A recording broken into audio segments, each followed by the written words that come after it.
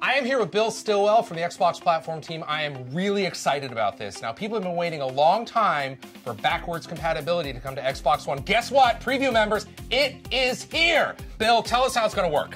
Thanks, Larry. Yes, backward compatibility for Xbox One is here. And what we've done is, in order to make this happen, which we didn't think was initially possible, we went ahead and actually built a virtual 360 all entirely in software.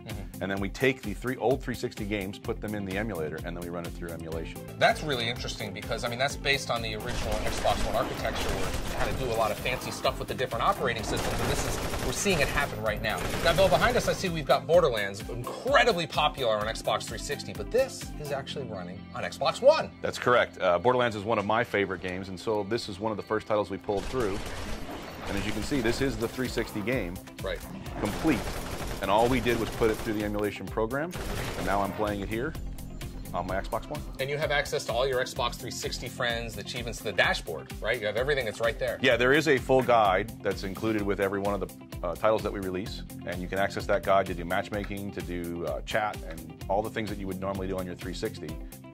In addition to whatever you have on the Xbox One. And while you're doing that, you could actually snap an app or snap television if you wanted to. Yep, Xbox take a screenshot or Xbox record that will all work. Awesome. And you'll be able to use that as well. All right, Bill, let's talk about achievements. Very important to the Xbox community. How is that going to work with Xbox 360 achievements? These are still Xbox 360 achievements. You're still using an Xbox 360 game save, your cloud saves, carrying across just like it would from console to console. So you're only earning the 360 achievements. You're not able to earn them twice. So if I got them earlier, you know, before Xbox One launched or even after, then I've already got them. You've already got them.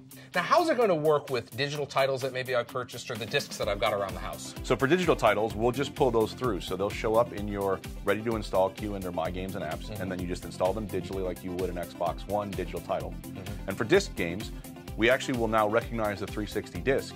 If it's in our catalog, you put it into your Xbox One, we download into your Xbox One hard drive, and then you play the game there as well. Now, we're deploying this right now for preview members, so if you're in the preview program, you'll have access to this, but it's going to be a wider deployment later this year, kind of general release.